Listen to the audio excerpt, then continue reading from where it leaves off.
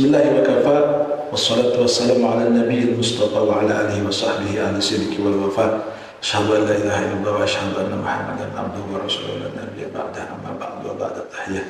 Subhanaka la ilma lana illa ma 'allamtana innaka antal alimul hakim. Qala rabbi shrah li sadri wa yassir li amri wahlul 'uqdatam min lisani yafqahu qawli. Amma ba'd. Hadirin sahabat UHAS dimanapun berada, kita ketemu lagi dengan kajian untuk meraih ridho ilahi.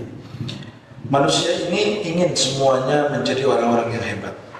Manusia pengen menjadi orang-orang yang diangkat martabat dan derajatnya. Manusia tidak ada ingin yang rendah derajatnya. Maka ada perhatian yang harus kita penuhi. Ada 4 hal yang harus kita perhatikan agar kita menjadi orang-orang yang diangkat derajatnya. Karena tidak mungkin orang yang hanya beramal biasa-biasa saja, orang yang hanya beramal mementingkan pekerjaannya saja tanpa mementingkan kaidah-kaidah agama, mereka akan dikasih tinggi derajatnya. Sekalipun dia orang yang berbuat, kalau tidak menjalankan kaidah-kaidah agama, dia tidak akan menjadi apa-apa, tidak akan tinggi derajatnya. Maka di sini ulama menyatakan arba'atun tarfa'ul abda ila a'la darajat wa in qalla amaluhu wa ilmuhu. Ada 4 hal yang bisa mengangkat derajat seorang hamba, bisa mengangkat derajat seseorang manusia, walaupun dia ilmu dan amalnya sedikit, walaupun dia ilmu dan ibadahnya sedikit. Yang pertama apa? Al-hilmu, al-hilm, sifat sabar. Sifat sabar ini memiliki makna yang sungguh luar biasa. Sifat hilm ini memiliki manfaat yang sungguh luar biasa. Betapa tidak ketika kita mendapatkan hal yang tidak enak dalam takdir, kita sabar.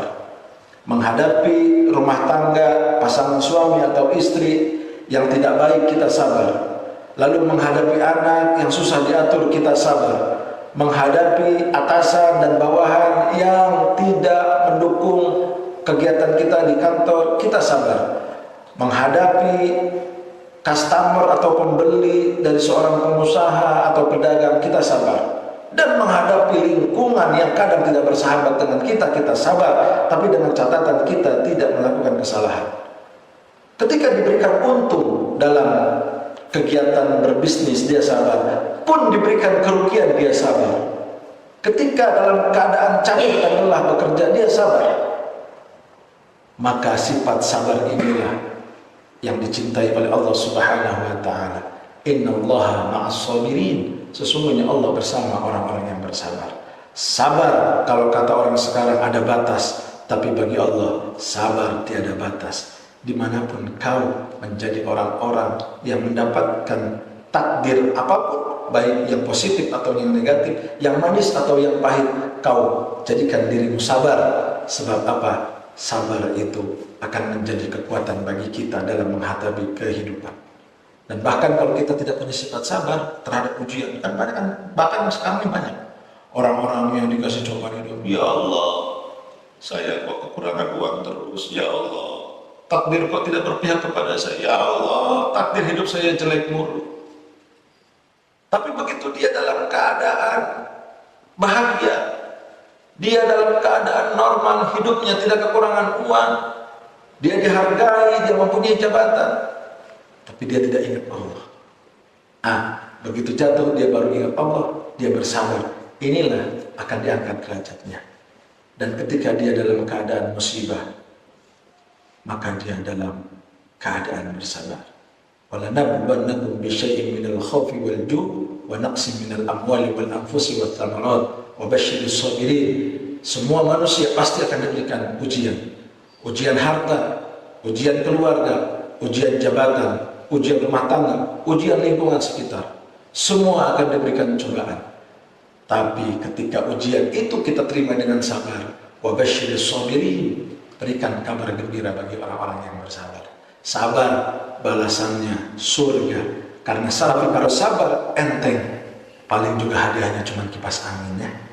Maka sabar ini sungguh luar biasa dan sangat berat. Dan kalau kita tidak sabar dengan takdir Allah, hati-hati. Kita tidak sabar dengan kudrat dan juga iradah Allah. Dikasih musibah kita, dikasih ujian kita tidak sabar, maka ancamannya Allah sungguh luar biasa. Man lam yasbir ala bala'i wa lam yarda ala qada'i falyakhruj min tahti samai falyatlub rabban siwaya. Kata Allah dalam hadis qudsi baginda Nabi Muhammad, siapa orang yang tidak sabar dengan musibah yang Allah berikan, tidak ridho dengan takdir yang sudah ditentukan, maka silahkan keluar dari kolong langitku dan cari Tuhan selain aku. Na'udzubillah. Kalau kita nggak sabar dengan takdir Allah, kita disuruh cari Tuhan selain Allah. Padahal Tuhan yang wajib disembah adalah Allah Subhanahu wa ta'ala. La ilaha illallah. Tidak ada Tuhan kecuali Allah Subhanahu wa ta'ala. Kalau pengen diangkat derajatnya, maka bersabar, karena setelah ada badai pasti lahirlah pelangi. Setelah ada kepahitan pasti ada rasa manis yang kita terima. Yang pertama, kalau pengen diangkat derajatnya, kita harus sabar. Yang kedua, wattawadu. Kalau pengen kita menjadi orang yang tinggi derajatnya, rendah hati. Walaupun punya kemampuan di kantor, kita tidak sombong, kita tidak congkak. Pura-pura aja nggak bisa. Pura-pura aja merendah, padahal kita mampu, kita sanggup. Jangan sampai kita punya kemampuan, saya adalah orang yang paling hebat, saya orang yang serba bisa, saya orang yang memiliki jabatan, saya orang yang punya duit. Itu bakalan dihancurkan. Lihat Qarun yang hartanya banyak, dihancurkan oleh Allah karena sifat sombong dan tidak tawadu. Fir'aun, pejabat dan juga raja yang bahkan mengaku Tuhan, sombong tidak tawadu, akhirnya dihancurkan. Jangan sampai kita punya harta dan menjadi pemimpin, menjadi pejabat, lalu dengan sombong akan dihancurkan oleh Allah. Jaga sifat tawadu dan rendah hati, siapapun kita, apapun profesi kita, jadilah orang yang tawadu. Yang ketiga, orang yang akan diangkat derajatnya adalah wa husnul khuluq, orang yang punya akhlak baik. Kebaikan tidak akan pernah tertukar. Jadi pejabat baik kepada rakyat, maka dicintai oleh rakyatnya. Jadi pemimpin baik kepada bawahannya, maka dia akan menjadi dianggap baik oleh bawahannya. Kepala rumah tangga akan baik, maka akan dijadikan baik oleh keluarganya. Lingkungan tetangga kita baik, maka tetangga akan baik kepada kita. Tidak akan pernah menanam paya lahirnya pare. Tidak ada menanam mangga lahirnya toge, tidak. Ketika kita menanam kebaikan, maka yang akan kita dapatkan kebaikan. Jika tetangga kita ustadz jahat sama kita, biarkan kita tetap baik kepada mereka. Kebaikan yang luar biasa adalah ketika kita berbuat baik kepada orang yang berbuat jahat kepada kita, Allah akan angkat derajatnya. Dan yang terakhir, orang-orang yang akan diangkat derajatnya adalah orang yang mempunyai kesempurnaan iman. Dimanapun dia beriman kepada Allah. Dalam keadaan susah dia beriman, memohon kepada Allah. Dalam keadaan senang dia beriman, kesenangannya dia bagi kepada orang-orang yang membutuhkan.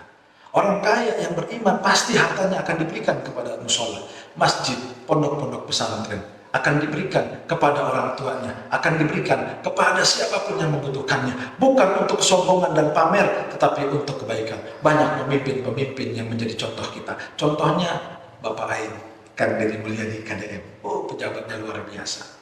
Pak Prabowo presiden kita, oh baiknya luar biasa, selalu memberikan orang-orang yang tidak mampu.